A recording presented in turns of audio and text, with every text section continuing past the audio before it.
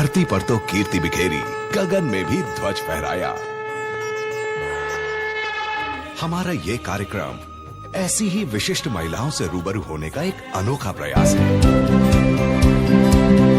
हम नारी के शरीर को ना दें, उसमें आत्मदर्शन, नारीत्व दर्शन करें।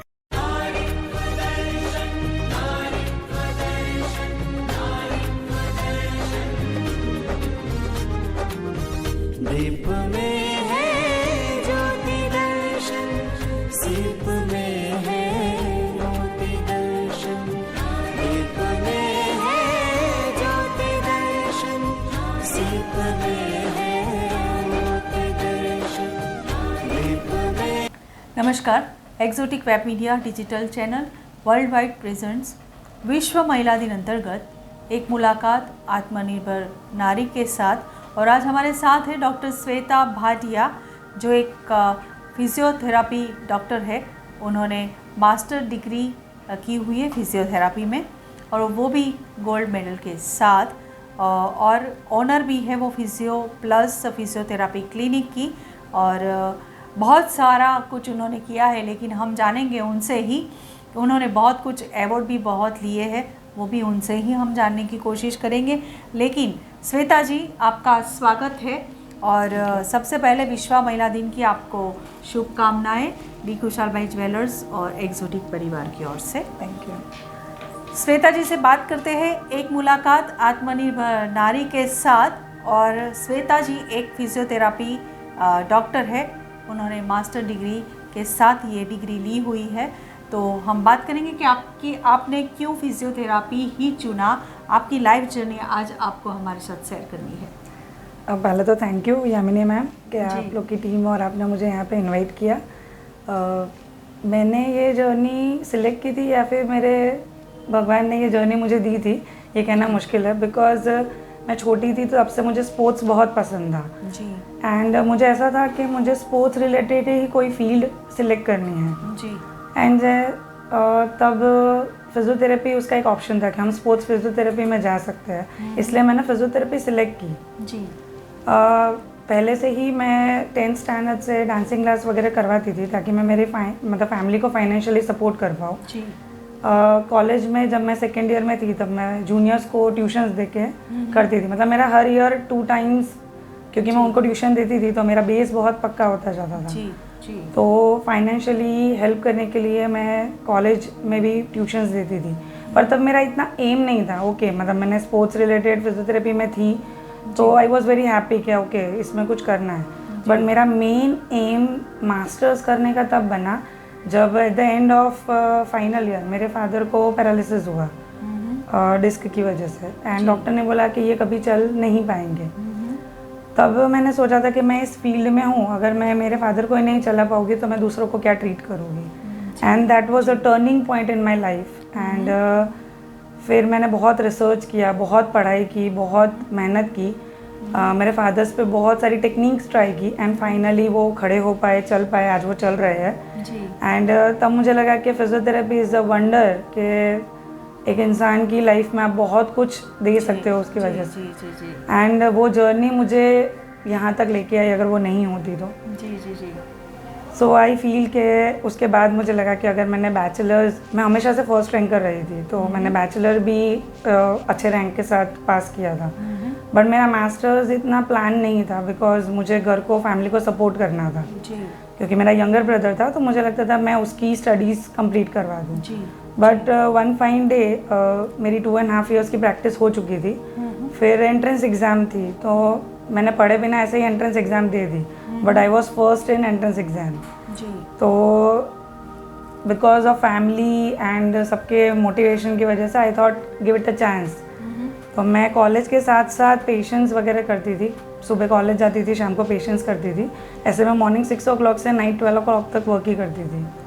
एंड फाइनली मैं मेरी कॉलेज की फ़ीस, मेरे भाई की फ़ीस, मेरे घर का खर्चा, एवरीथिंग मैं 2 years में कर पाई मेरे भगवान की कृपा से, बड़ों के आशीर्वाद से। And then one fine day जब रिजल्ट आया तब मैं 80% के साथ गोल्ड मेडलिस्ट हुई, जो अभी तक के हाईएस्ट परसेंटेज पूरी हिस्ट्री में है।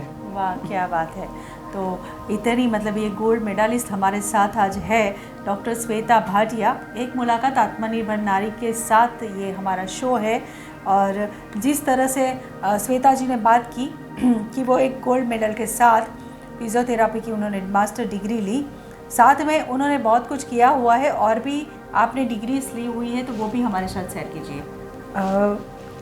मेरी जर्नी फिर तब हुई कि जब पेशेंट्स ट्रीट करते करते मुझे फाइनली बॉलीवुड सेलिब्रिटीज़ जैसे कि पद्मश्री मनोज जोशी सर है जी, उनको, सतीश सर है, काफ़ी बॉलीवुड मतलब प्राची देसाई मैम के फादर है, तो फ्रेडी दारूवाला सर है, बहुत सारे गुजराती मतलब गुजराती एक्टर्स है जैसे शालिनी पांडे, हीरल पटेल, फिर उन सब के मतलब ट्रीटमेंट स्टार्ट हुई, उन लोग को फ़र्क होना शुरू हुआ। तो ग्रेजुअली मेरी जर्नी को रिकॉग्नाइज़ किया गया, मुझे 12 अवार्ड्स मिले।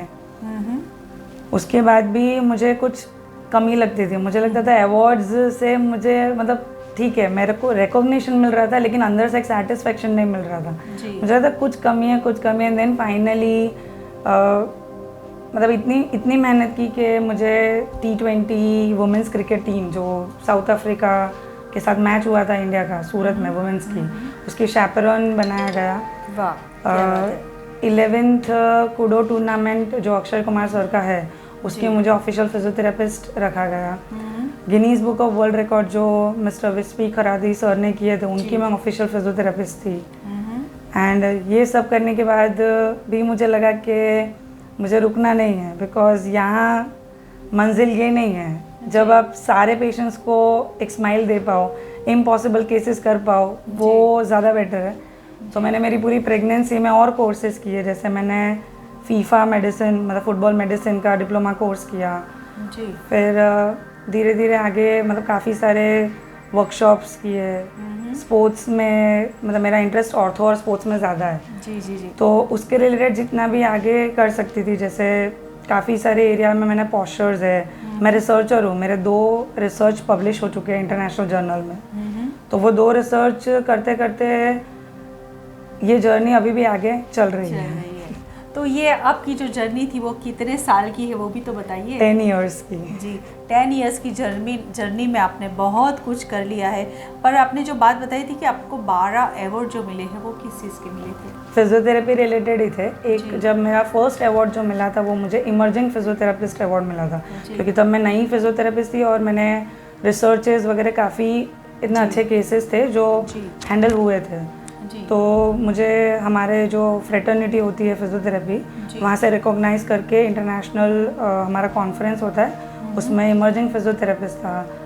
फिर सेकेंड जो बहुत प्रीशियस अवार्ड था वो मेरे लिए था रिमार्केबल अचीवर अवार्ड, वो मुझे कॉन्स्टिट्यूशन क्लब ऑफ इंडिया में मिला था। एंड वो योगेश्वर दत्त जो सिल्वर मेडल है ओलंपिक्स में, उनके हस्तक मिला था, तो वो मेरे लिए बहुत प्रीशियस अवार्ड था। जी। फिर एक प्रीशियस अवार्ड मेरी प्रेगनेंसी में था जो मुझे remarkable physiotherapist award, again remarkable physiotherapist award दिया गया था। तो ऐसी कई जगह पे है जो young achiever award, remarkable achiever award, excellence in sports physiotherapy, excellence in musculoskeletal physiotherapy, excellence in physio specialist जी 94.3 माई FM की तरफ से दिया गया था। ऐसी काफ़ी रिकॉग्नाइज संस्था की तरफ से मैं मतलब अवार्ड्स के लिए सम्मानित हुई थी। जी। बहुत बहुत आपको शुभकामनाएं। इतने सारे अवार्ड लिए हुए हैं आपने और आज हमारे साथ है, आप यहाँ पे बैठी है और आपकी लाइफ जर्नी जो हमारे साथ शेयर की आपने, तो बहुत ही प्राउड फील करने जैसी बात है कि जिस तरह से फिजियोथेरापी में भी इतना कुछ हो सकता है। वो सबको यही लगता है कि फिजियोथेरापी डॉक्टर मतलब कि अपनी बॉडी में कुछ होता है तो उनको ठीक करने के लिए ही फिजियोथेरापी डॉक्टर्स होते हैं, लेकिन ऐसा नहीं है।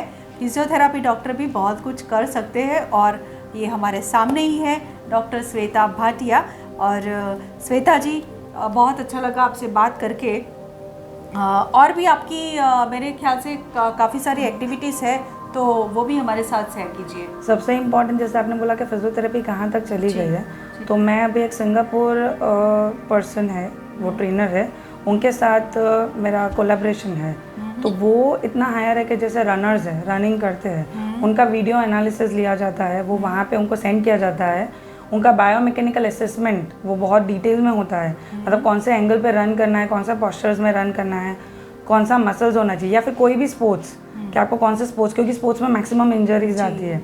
आपको ऐसे बैठते हैं, जैसे मैं अर्गोनॉमिस्ट हूँ, तो आप कैसे बैठते हैं, कैसी एक्टिविटीज़ करते हैं, उसके हिसाब से आपको कैसी एक्सरसाइज पर्टिकुलर एंगल पे, ऐसा नहीं कि आपने हाथ उठा दिया या सिर्फ पैर कर लिया या फिर सिर्फ स्ट्रेचिंग कर ली, कौन से एंगल पे पर्टिकुलर मसल की एक्सरसाइज होनी चाहिए, कौन से एंगल पे पर्टिकुलर मसल की स्ट्रेचिंग होनी चाहिए, वो तक डिटेल में बताया जाता है।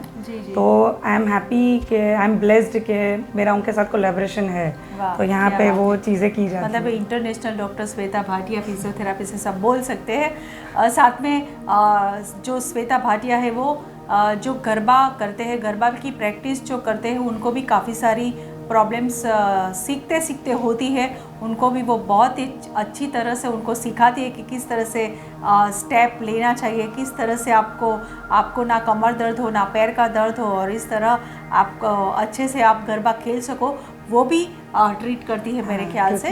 उसकी मैं रिसर्चर हूँ, IAGD करके एकेडमी है जी, वो इसी पर रिसर्च करती है कि गरबे के या कोई भी डांस के कैसे मूवमेंट्स होते हैं जिसकी वजह से इंजरी आती है। तो उसकी मैं बायोमैकेनिकल थेरेपिस्ट हूँ, तो वो रिसर्च में हम लोग ने प्रूव किया है कि ये एंगल्स से आप लोग करोगे तो उसमें प्रॉब्लम नहीं होगी। जी जी, तो मतलब महिलाओं के लिए बहुत ही ये फ़ायदेमंद वाली ये हमारी डॉक्टर श्वेता भाटिया है।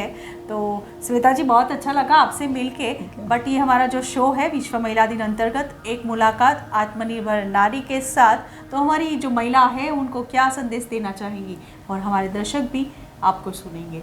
जी, ये मेरी थॉट्स नहीं है, ये मेरे फादर ने मुझे दी थी जब वो बहुत ख़राब समय से गुजर रहे थे। जी, मेरे फादर जब पैरालाइज थे वो आज तक रोए नहीं थे। उनने मुझे एक ही बात कही थी, तू हंस के काम कर या रो के काम कर, तुझे वो काम ख़त्म ही करना है।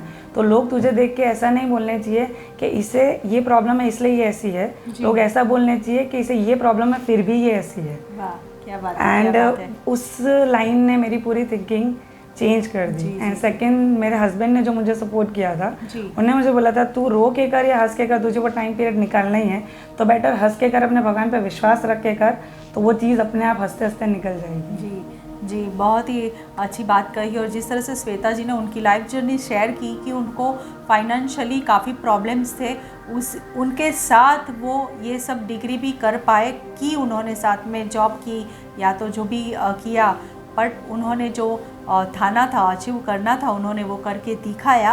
तो यही है हमारी आत्मनिर्भर नारी, और वो है डॉक्टर श्वेता भाटिया। मिलते हैं हमारे नेक्स्ट एपिसोड में एक मुलाकात आत्मनिर्भर नारी के साथ में। हमारे साथ जुड़े रहिए। नमस्कार।